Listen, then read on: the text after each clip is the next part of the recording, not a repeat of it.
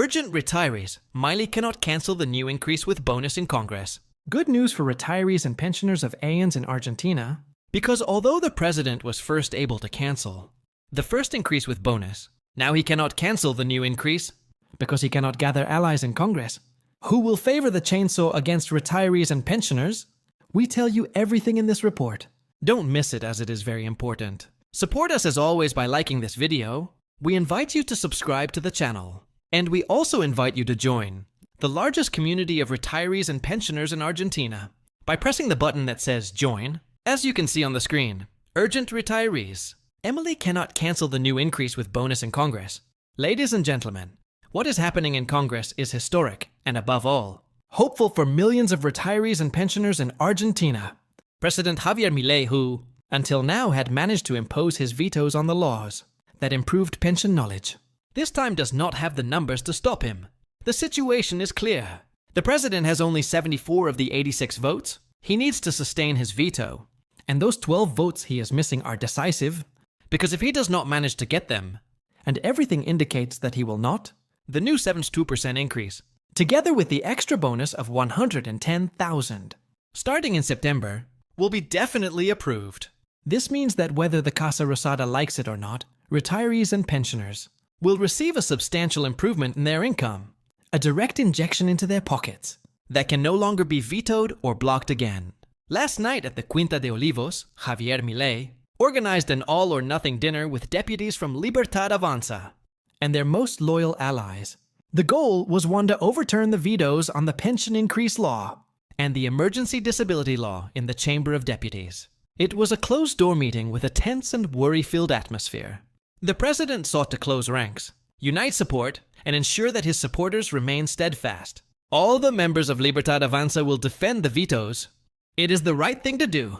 Anyone who hesitates should not be a member of Libertad Avanza. A legislative source present at the table was heard to say, "The problem is that the ruling party already knows that, no matter how committed they are to their 74 votes, Congress needs 86 to uphold the veto. And that gap seems impossible to close in the key week ahead."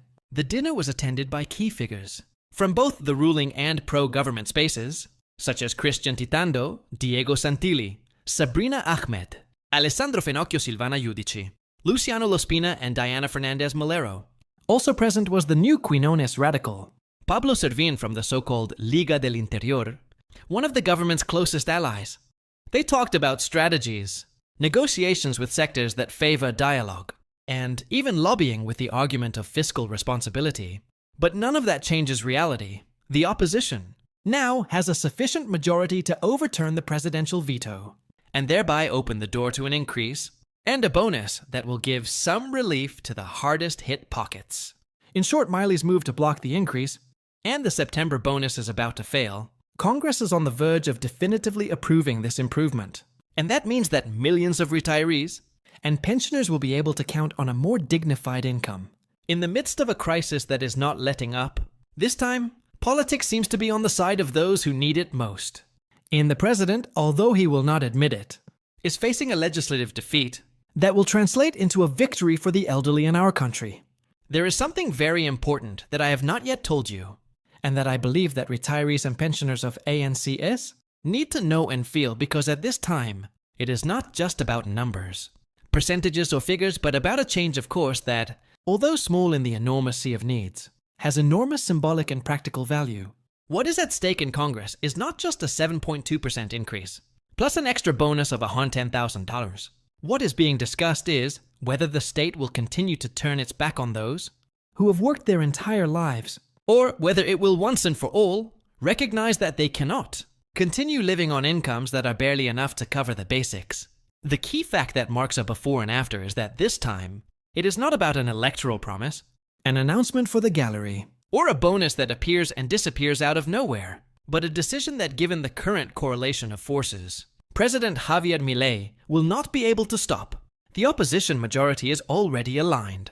The votes are practically assured. And that means that the increase in income will not depend on the political mood of the government, but on a law that, once approved, will be binding, this emergency increase. And the extra bonus come in a context where every peso counts, where retirees see how the violation eats away at their income, month after month, and where the prices of food, Medicines and basic services are rising at a rate that leaves no room for respite.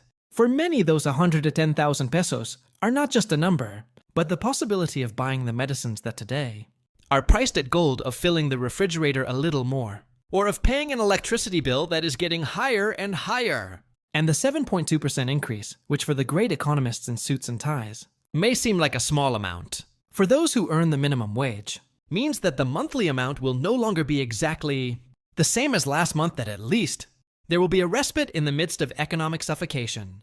In addition, this legislative achievement shows that when the opposition puts aside its differences and focuses on what really matters, it can twist the arm of the ruling party and force it to give in favor of the most vulnerable sectors. That's why what's coming to Congress is not just another session, but a kind of political revenge for millions of senior citizens who, for months, have been told that there's no money, while they've seen their needs fall to the bottom of the priority list. It's a clear message that when there's political will, presidential vetoes can fall and improvements can come.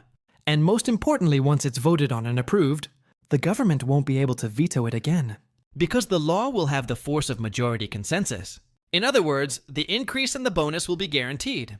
And in September, retirees and pensioners will see that money reflected in their knowledge without empty promises, without announcements that fall apart in thin air, and without depending on a decree that can be annulled the next morning. In short, a legislative triumph that will translate into concrete relief for the country's hardest hit pockets. Retirees will receive a CPI increase that has already been confirmed for September, which will be 1.9%, and that's a pittance. That's not enough for anything. This is another key point that needs to be highlighted, because the 1.9% increase in the CPI, already confirmed for September, is simply a mockery of the reality experienced by retirees and pensioners.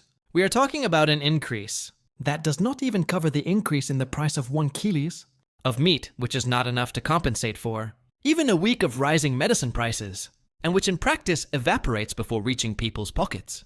The underlying problem is that the adjustment for infractions, when real inflation is much higher than the figure used to calculate, it becomes a statistical makeup that leaves senior citizens with the same anguish as always, having to stretch pesos that are yielding less and less. And that is precisely why the fight in Congress over the 7.2% increase, plus the 110,000 bonus, is so important. Because if we depended solely on the official 1.9% retirees, would be condemned to another month of real loss of purchasing power. Another month in which prices beat them hands down. What is being discussed now is an emergency increase that would break this inertia, and at least for a while give them some breathing space. It is not the definitive solution.